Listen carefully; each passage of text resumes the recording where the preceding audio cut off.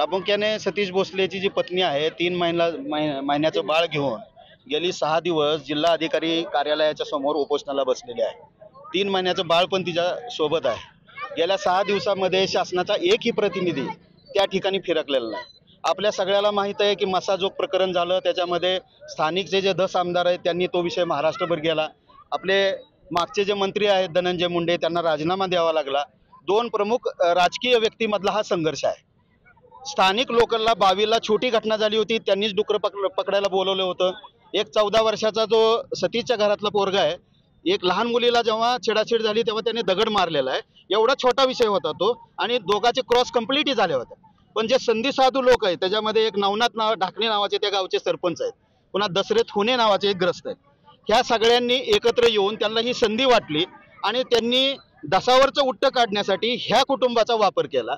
लागलीच ह्यांनी वन अधिकाऱ्यांनी तिथे जाऊन कारवाई केली। लगे यांनी व्हिडिओ व्हायरल केले सतीश भोसलेचे। सतीश भोसले दाखवला जातोय एवढा वॉन्टेड पण नाही, त्याच्याविषयी आम्ही तिकडे चौकशी केली, त्याला खोक्या कोण म्हणत नाही। त्याचा मित्र सर्कल 100-150 हातावर टॅटू आहेत त्याचे, ते त्याला विठ्ठल म्हणतात, खोक्या नाही म्हणत।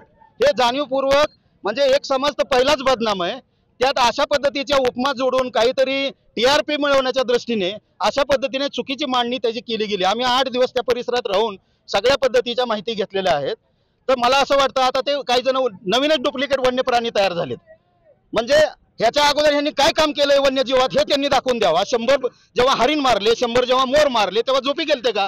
पहिला मारला तेव्हाच त्यांनी जायचं होतं। आज तुम्ही काहीतरी त्या समाजाला पूर्वीपासून या पद्धतीने त्रास दिला जातो, असे काहीतरी मुद्दे काढून त्या समाजाची बदनामी करायची ती त्यांनी तात्काळ थांबवली पाहिजे। सगळ्यात महत्वाचं, जसं घर त्यांचं उद्ध्वस्त केलंय तसं त्यांच्या जागेत का असेना परंतु त्याला घर दिलं पाहिजे। उद्ध्वस्त केलंय तर शासनाचं कर्तव्य आहे की त्यांना ते दिलं पाहिजे। सगळ्यात महत्वाचे 2 आरोपी फरार आहे।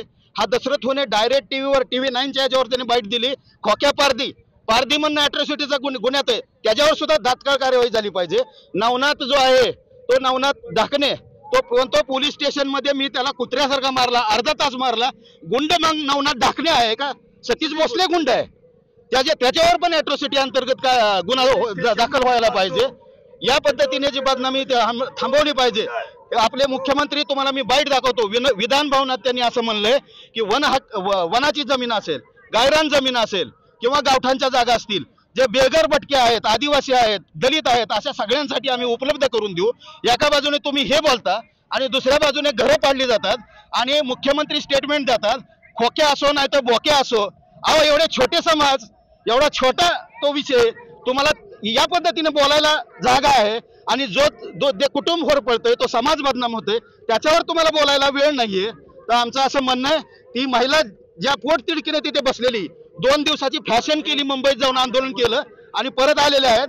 आता आम्ही लाखाचे मोर्चा काढा, लाखाचे काढा नाही तर हजारांचे काढा। आम्ही छोटे आहोत, आम्ही रस्त्यावर उतरून लढा देऊ। आज आम्ही रस्ता रोको धाराशिव जिल्ह्याच्या वतीने प्रातिनिधिक स्वरूपात तुळजापूरला केलेला आहे। यापुढे ही आंदोलनाची चैन अशीच महाराष्ट्रभर सलग राहील। दलित पॅंथरने याला सक्रिय पाठिंबा दिलाय आणि ते उपोषण सुद्धा दलित पॅंथरच्या बॅनर खालीच आपण सुरू केलेलं आहे।